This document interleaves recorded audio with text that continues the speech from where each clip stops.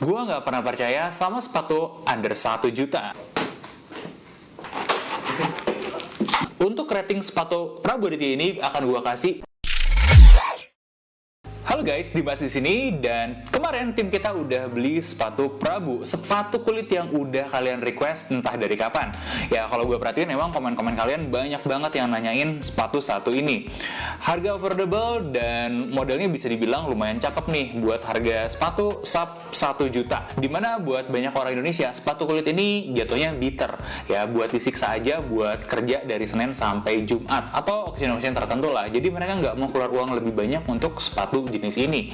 Padahal seharusnya menurut gue kebalik, sneakers itu jangan keluar mahal-mahal dan sepatu kulit itu yang jauh lebih mahal. Karena memang sepatu kulit yang berkualitas dan bener itu memang seharusnya seperti itu, bisa menemani penggunanya seumur hidup bahkan sampai diwarisin.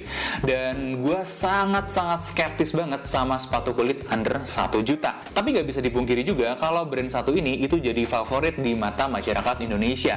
Apakah kualitasnya memang sebagus itu atau memang cuman sekedar hype aja? Langsung kita gas buktiin dalam bedah sepatu.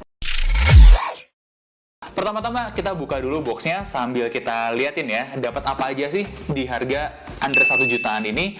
Yang pertama itu gue langsung notice bagian ininya, di logo Prabu yang gede ini dan dikasih emasnya. Menurut gue ini salah satu eye candy yang menarik ya buat sepatu kulit kayak gini, karena somehow kesannya jadi lumayan eksklusif. Sepatu yang kita beli ini adalah Prabu seri Aditya warna hitam dengan size 42. Gue langsung tertarik banget waktu buka ini, dapat dust bag. Ini sesuatu yang bahkan di level butchery aja kita nggak dikasih loh. Tapi intinya kan bukan di packagingnya, melainkan di dalam sepatunya sendiri. Langsung aja kita lihat gimana sih sepatunya. Buat stylenya sendiri, ini adalah sepatu Oxford yang kalian bisa lihat dengan close lacing system ini. Kemudian bahan uppernya dia bilang kulit, bahan liningnya itu fabric ya alias kulit kayak gini, dan bagian outsole-nya itu karet. Nah, bagian yang agak menarik nih buat gue itu justru soalnya nih. Walaupun gue tetap nggak suka ya, ini konstruksinya gue sangat yakin ini cementing alias dilem doang. Tapi Prabu ngasih nice touch yang kayak gini lah. Bikin ada sedikit perubahan kontur di sini.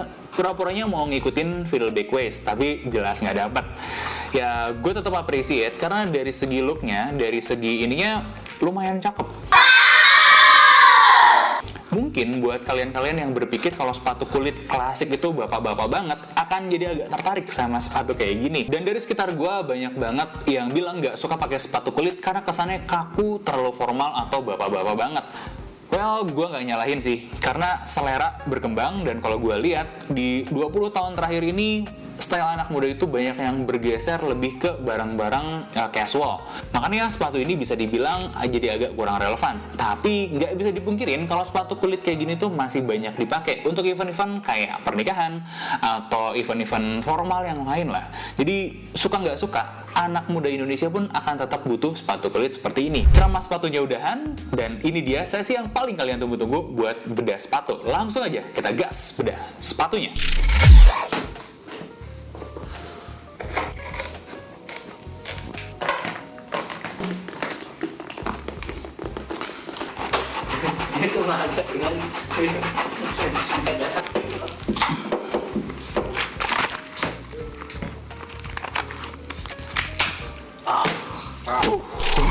Dan ini dia Prabu Aditya.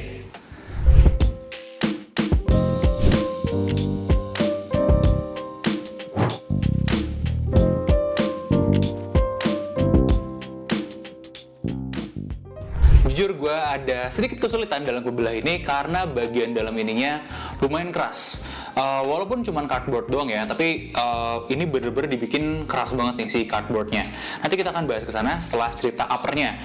Nah, dari uppernya sendiri gue lihat bahan cukup tebal ya, karena dikasih padding busa tipis, tapi lumayan nice.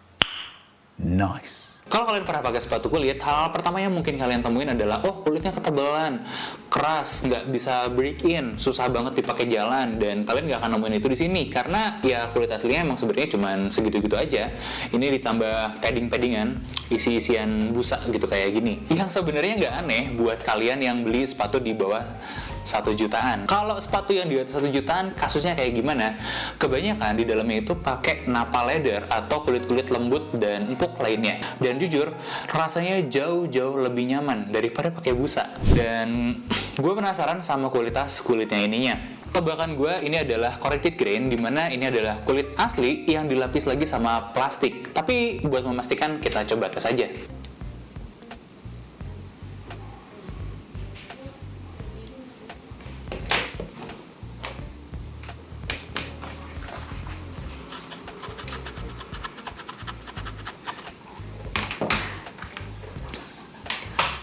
Kayak kalian bisa lihat, ada bagian luar yang kelupas di sini. Ini adalah bagian plastiknya atau vinilnya yang biasa ngelapisin corrected grain.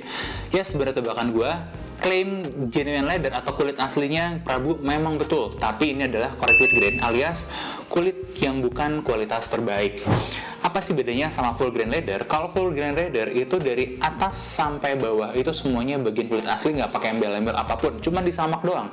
Sedangkan kalau kulit ini udah disamak, terus bagian atasnya top grainnya itu diamplas, dihilangin untuk diganti dengan bahan-bahan vinil biar semua kontur, warna, dan teksturnya seragam.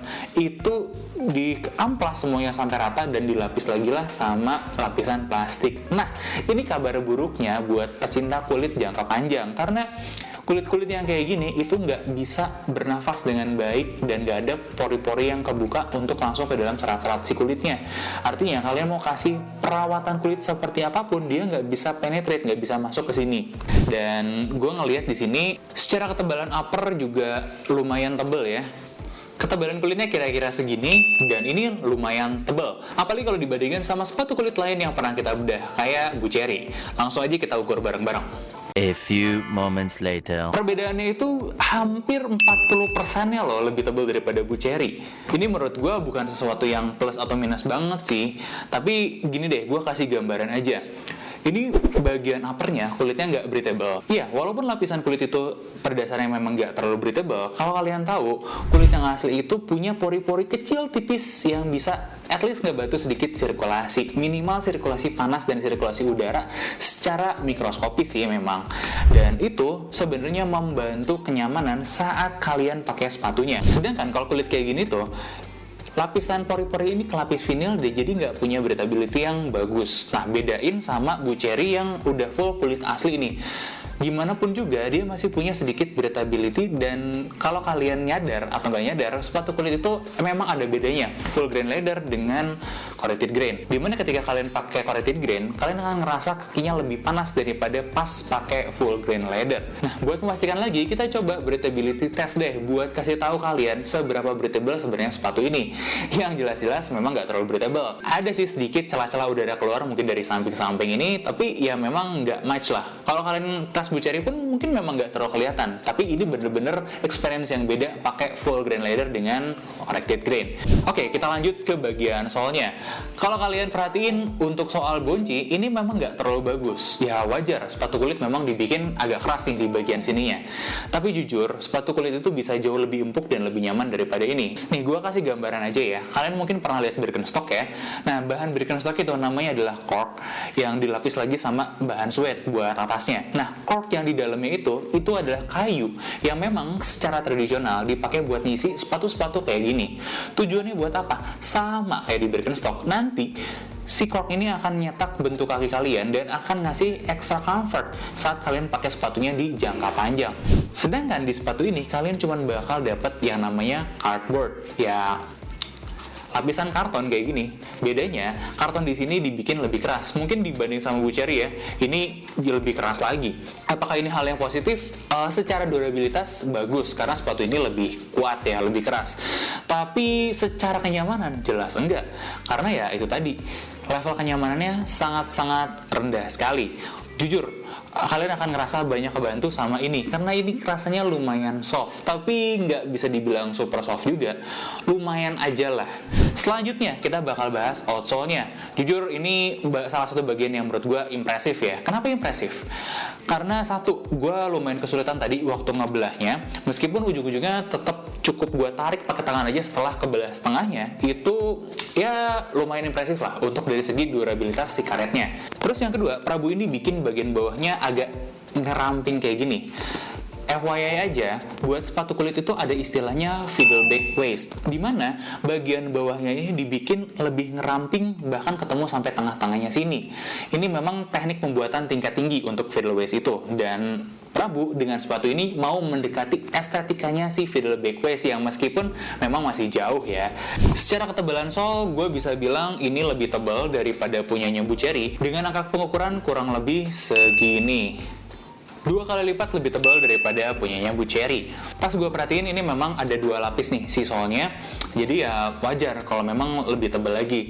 Mungkin maksudnya buat ngasih ekstra padding dan bantalan ketika sol ini ngehujam tanah gitu ya, atau mijak di tanah. Dan ya tetap gue appreciate untuk hal-hal seperti ini gitu ya, untuk membantu durabilitasnya. Tapi itu kan soal durabilitas ya, kita nggak tahu seempuk apa sih sebenarnya solnya. Nah, kita cek si Prabu ini ngasih angka segini di durometer.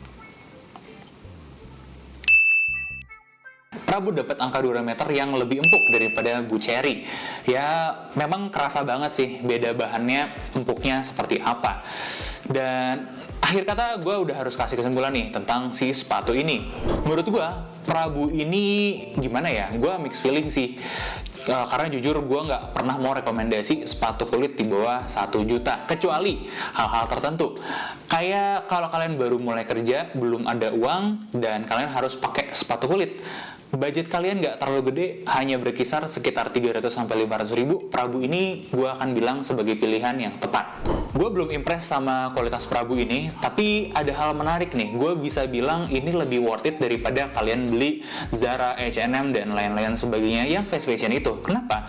Karena dari hasil gue bedah, menurut gue ini adalah sepatu yang sama kualitasnya dengan level craftsmanship-nya Zara dan teman-temannya, tapi dengan harga yang jauh lebih terjangkau. Tapi ya siap-siap aja buat ganti sepatunya dalam 2 tahun apa 3 tahun lah maksimal dalam karir kalian. Kenapa? Karena ya ini memang sepatu yang bukan dibikin untuk long lasting. Ini gue kasih tunjuk alasan sebenarnya kenapa. Kalau kalian lihat hasil belah gue itu bener-bener udah hancur kayak gini banget. Artinya kalau kalian pakai sepatu ini dan rusak, ini akan hancur banget. Gak bisa tuh kalau kalian namanya mau nge-resole, ganti sol dan lain sebagainya, itu gak akan proper, gak akan maksimal gitu. Gue boleh bilang itu percuma. Well, itu tadi review jujur gue tentang sepatu Prabu ini. Gue harap Prabu gak sakit hati dengan hal-hal kayak gini, karena ini adalah kenyataan. Is this real life? Ketika kalian bermain di harga sub 1 juta. Dan gue pikir kualitas yang ditawarkan Prabu dengan harga segitu memang sudah worth it, sudah sesuai. Mau nggak bisa apa-apa lagi. Memang faktanya seperti itu. Harapan gue Prabu bisa kembangin sistematika yang lebih baik ke depannya untuk sepatunya agar lebih environmental friendly. Apakah mungkin Prabu menawarkan sesuatu yang lebih sustainable gitu, misalnya minimal mungkin black stitch yang setahu gue bisa di-resole 2-3 kali deh sebelum akhirnya bener-bener rusak, atau bisa nawarin sesuatu yang lebih menarik lagi yang apa ya gue tunggulah inovasi mereka agar jangka panjangnya ketika mereka sudah jauh lebih besar daripada ini, mereka bisa jauh lebih sustainable lagi. Untuk rating sepatu Prabu Aditya ini akan gue kasih 4,25 dari 10 dengan catatan sepatu ini worth it di harganya dan cocok buat kamu yang bener-bener gak ada dana sama sekali untuk beli sepatu kulit tapi harus punya. Itu tadi review jujur gue. Coba tag teman-teman kalian yang user Prabu atau ada masukan apa lagi nih tentang sepatu Prabu ini sendiri. Jangan lupa like, komen, dan subscribe. Juga kasih tahu kita next kita perlu bedah sepatu apa lagi. Sampai jumpa di bedah sepatu selanjutnya.